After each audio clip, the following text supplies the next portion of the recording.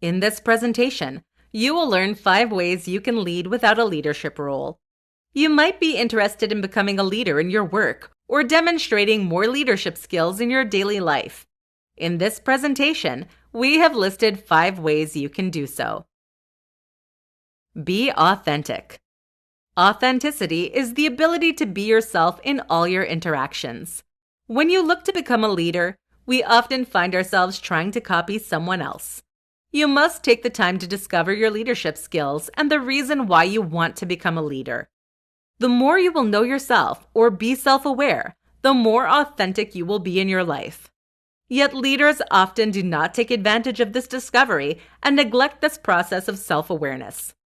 The process of self-discovery can start by writing one's biography, listening to feedback, and even more formal methods such as profiling or personality profiles. Lead yourself to success. One of the most challenging things to do in leadership does not lead others to success, but to lead yourself. It is often less motivating to work on your objectives than those of others. That said, use 4 simple steps to reach your goal. First, identify your goal. Second, identify the gap between your current reality and your goal. List all the barriers to your goals. Third, list all the options that you have to remove these barriers. Fourth, apply the actions or choices that seem the most appropriate to you. Then repeat from the second step until you reach your goal. Be supportive of others. Any great leader can empower others to be their best. How can you be more supportive of others? A great philosophy to nurture is to try to leave a person in better shape than when the interaction started. Every interaction you have, try to empower the individual in front of you to see their skills, knowledge, and abilities.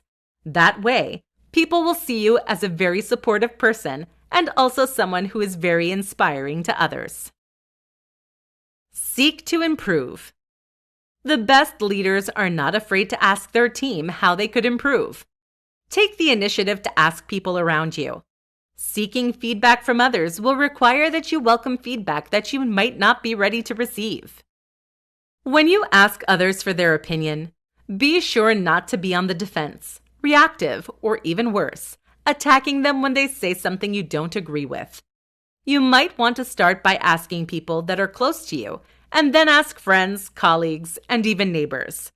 You could use a straightforward formula, which is to ask 2 fundamental questions. What do I do well? What could I do differently? That way, you give your interlocutor a chance to provide you with positive and constructive feedback. Become confident in your decisions. Great leaders are open to the feedback of others, but are also very confident in what they want and don't hesitate to make difficult decisions. You must start developing confidence in what speaks to you and what doesn't. In some ways, it is a bit about following your gut feeling. When it comes to make a decision, try not to think of pleasing others. Make a decision from the heart, one that you know will be best for everyone, but mostly for you, especially when it comes to being the leader of your life. It isn't selfish to make a decision when that decision is what motivates or drives you to be the best version of yourself.